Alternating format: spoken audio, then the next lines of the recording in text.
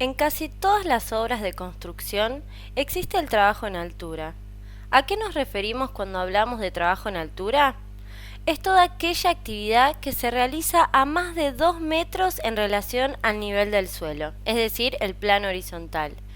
Y para estas tareas suelen utilizarse los andamios, plataformas elevadoras y muchas veces hemos observado que se utilizan incorrectamente escaleras. ¿Qué pasa con los trabajos en altura donde se utilizan escaleras? La realidad es que está prohibido el trabajo sobre ellas. Se deben colocar solo para el ascenso y descenso, es decir, que no se puede utilizar como punto de apoyo para realizar tareas.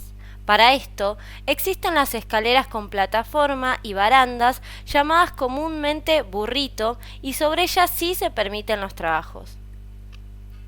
¿Cuáles son las recomendaciones de buenas prácticas? Algunas de ellas son: el sector de trabajo debe estar delimitado y señalizado para evitar proximidad de personas o que pasen debajo de la zona en cuestión. No utilizar andamios con tablones de madera, sino los correspondientes al mismo. Los andamios deben estar apoyados sobre base firme y bien nivelados. De ser posible, que el andamio esté flechado o amarrado a puntos fijos y seguros para evitar vuelcos. No utilizar ladrillos o retazos de madera como base cuando el suelo no está nivelado. Los trabajadores deben utilizar arnés con cabo de vida amarrado a un punto de sujeción independiente del andamio. Brindar capacitaciones sobre los riesgos de la actividad, crear permisos de trabajo en altura, verificar los checklists, la estructura de los andamios y arneses. Los andamios de 3 cuerpos o más deben poseer cálculo estructural. El mismo debe ser confeccionado por un ingeniero. El ingreso al andamio debe darse con escaleras, con descanso y barandas, ya que no se permite subir por la estructura cuerpo del andamio. Según el decreto 911 del 96 de la ley 19.587 del 72, los andamios deben estar bien asegurados en toda su estructura. Si poseen ruedas, deben tener sus trabas. Si el andamio se encuentra sobre una pared, tiene que estar asegurado a la misma. En caso de estar en el centro del sector de trabajo, deberá ser flechado a 45 grados.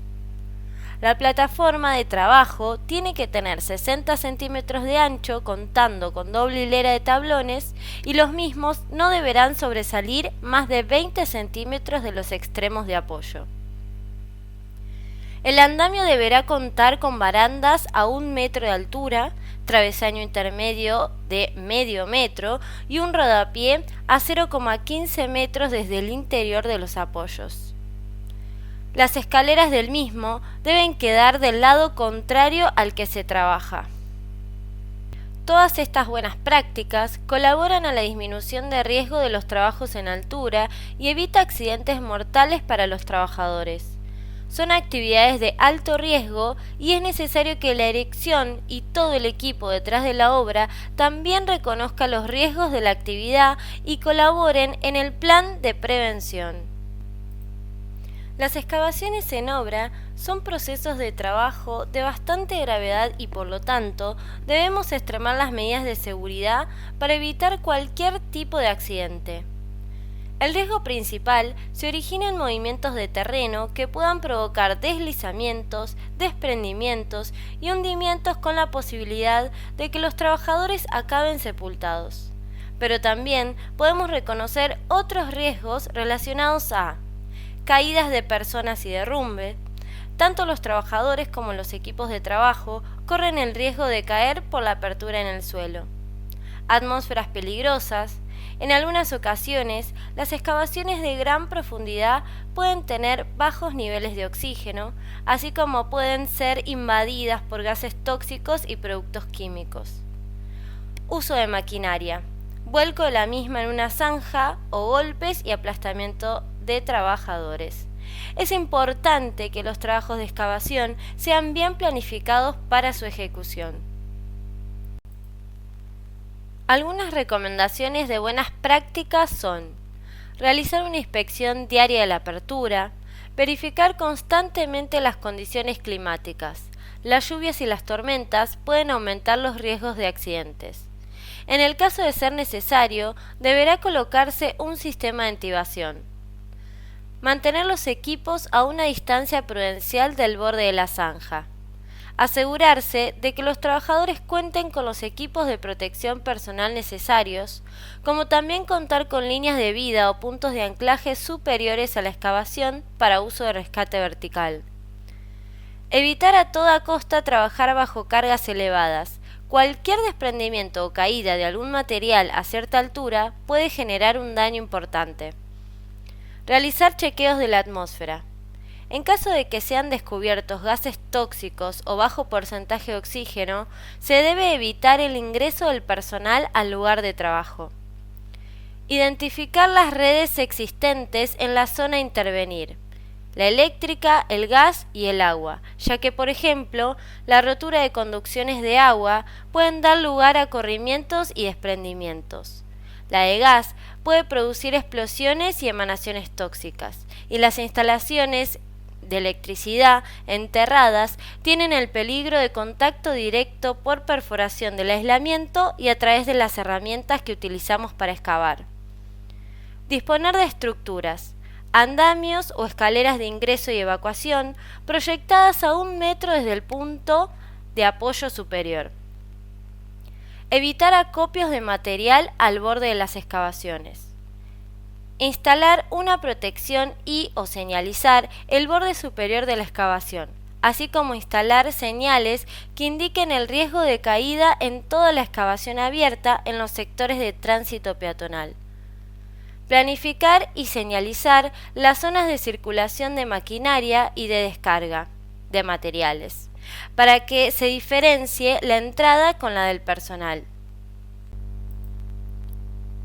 La demolición también es una faceta de la construcción que es muy riesgosa.